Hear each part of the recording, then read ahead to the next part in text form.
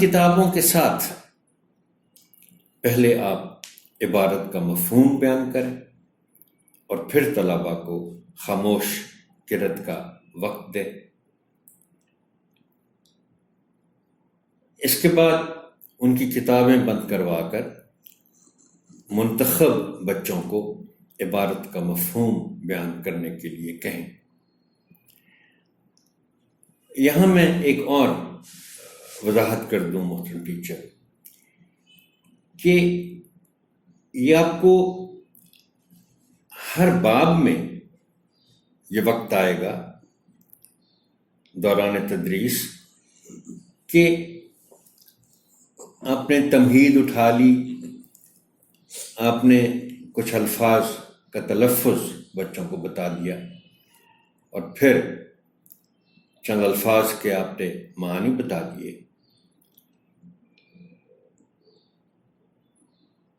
اور آپ نے خود عبارت کا مفہوم بیان کر دیا۔ اب یہ سٹیج آئی کہ آپ نے بچوں سے کہا کہ آپ چپ کر کے، یعنی خاموشی کے ساتھ، جس کو انگریزی میں آپ کہتے ہیں سائلنٹ ریڈنگ، کہ آپ اس متن کو ایک دفعہ خاموشی کے ساتھ پڑھیں۔ یہ تھوڑا سا مشکل مرحلہ اس لحاظ سے ہوتا ہے ٹیچر کے لیے کہ بچے اس کو ذرا مشکل پاتے ہیں کہ خاموش رہ کر اپنی اپنی کتاب پر نظر جما کر وہ پڑھیں متن کو، اس لیے کہ قدرتی طور پر وہ ایک دوسرے کے ساتھ مصروف ہو جاتے ہیں، باتیں شروع کر دیتے ہیں، تو اس میں آپ کو ان کی ذرا سختی سے نگرانی کرنی پڑتی ہے تاکہ ہر بچہ اپنی اپنی کتاب پر نظر جما کر اس متن کو پڑھے۔ مقصد اس خاموش قرأت کا یہ ہوتا ہے، یا سائلنٹ ریڈنگ جس کو آپ کہتے ہیں، کہ بچہ اس کو ایک دفعہ پھر سے پڑھ لے، اس متن کو، کوئی چیز اس کو سمجھ نہیں آ رہی تو وہ ذہنی طور پر نوٹ کر لے اور کوشش کرے کہ اس متن کو وہ سمجھ لے اچھی طرح۔ اب ہم آتے ہیں کہ بہتر تفہیم کے لیے آپ کو کیا کرنا ہے۔ بچوں کو دیانتداری کی مختلف مثالیں دیں۔ اب یہ موضوع ایسا ہے کہ ظاہر ہے آپ نے بچوں کو پہلے لفظ دیانت کے معنی بتائے، اس کے بعد دیانتداری کے معنی بتائے۔ اب یہ بات نوٹ کر لیں محترم ٹیچر کہ دیانت اور دیانتداری دونوں الگ الگ الفاظ ہیں اور ان کے الگ الگ معنی ہیں۔ صرف دیانت کی بات کریں تو وہ پھر ایمان ہے، دیانتداری ہے، دیانتداری کا مطلب یہ ہوا کہ دیانت سے کام لینا، ایمانداری، ایمان سے کام لینا۔ اب دیانتداری کی جب آپ مختلف مثالیں دیں گے، اگر آپ نے بچوں کو اچھی طرح وضاحت کے ساتھ سمجھا دیا ہے کہ دیانتداری ہوتی کیا ہے اور خود سے بھی آپ نے چند مثالیں دے دی ہیں، تو بچوں کے لیے ذرا آسان ہو جائے گا کہ وہ اپنی اپنی زندگی میں سے دیانتداری کی کوئی مثالیں دے دیں۔ آپ نے بھی چونکہ نمونے کے طور پر چند مثالیں دی ہیں۔ اب اس میں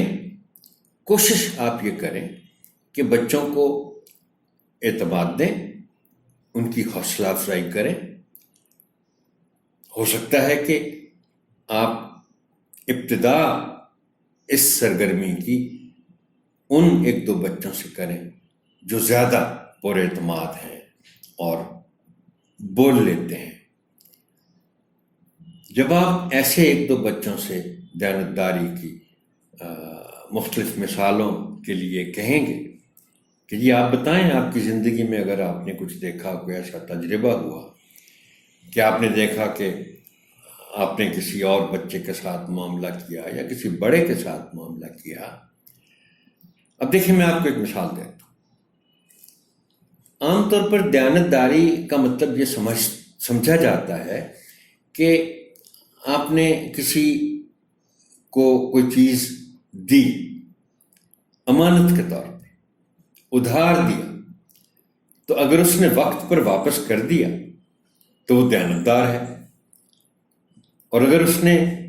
وقت پر واپس نہیں کیا تو شاید دیانتداری میں کمی ہے،